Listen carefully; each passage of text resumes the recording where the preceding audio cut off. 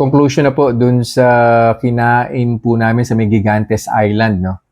By the way, maganda po dun. Kung mapapadpad po kayo ng Iloilo, huwag nyo pong mamimiss na hindi pumasyal sa Gigantes Island. Napakaganda po talaga.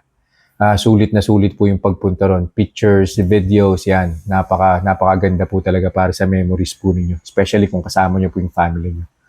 So, puro seafoods din po yung kinain namin doon sa Gigantes Island. Of course, nasa sandbar po yun nasa gitna ng dagat.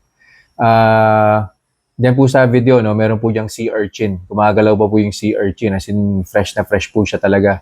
Meron pong mother of pearl, tapos yung saang kung tawagin. Napakasarap po niya, yung meat po niya parang pusit. Doon po sa kinain namin, meron po akong kinain na buko, yung buko meat. Hindi po ako tumikim ng buko juice kasi alam ko po na mag-spike yung blood sugar ko noon eh.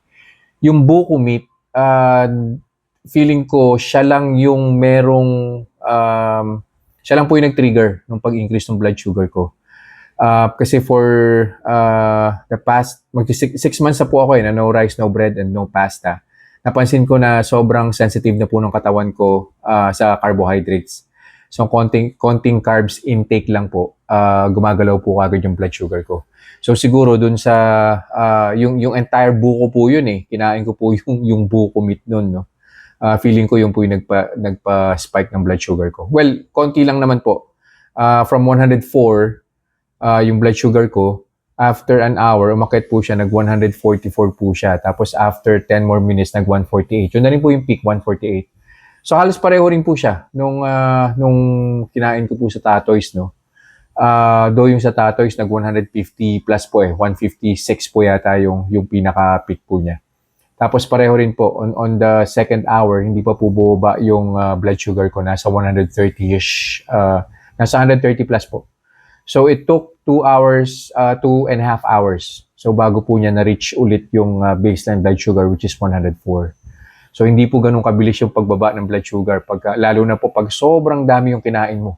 Kasi ako, namapak lang po ako ng namapak Well, I guess ang advantage lang po nun, wala pong rice.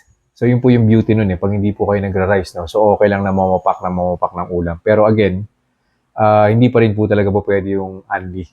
Kasi kahit pa paano, gagalaw pa rin yung blood sugar. And, of course, seafoods, yung uric. Kung mataas ang uric acid mo, patay ka naman sa uric. So yun lang po for this review. I'll see you guys in the next vlog. Bye-bye. Reminders lang po, huwag pong mag-a-unli. Always eat in moderation. Di po ako doktor, so whenever in doubt, konsulta po kayo sa doktor ninyo. And yung results po ng mga review na ginagawa ko, it may vary. So huwag niyo pong i-expect na yung resulta sa akin is magiging kapareho po ng resulta sa inyo. So yun lang po. Have a nice day.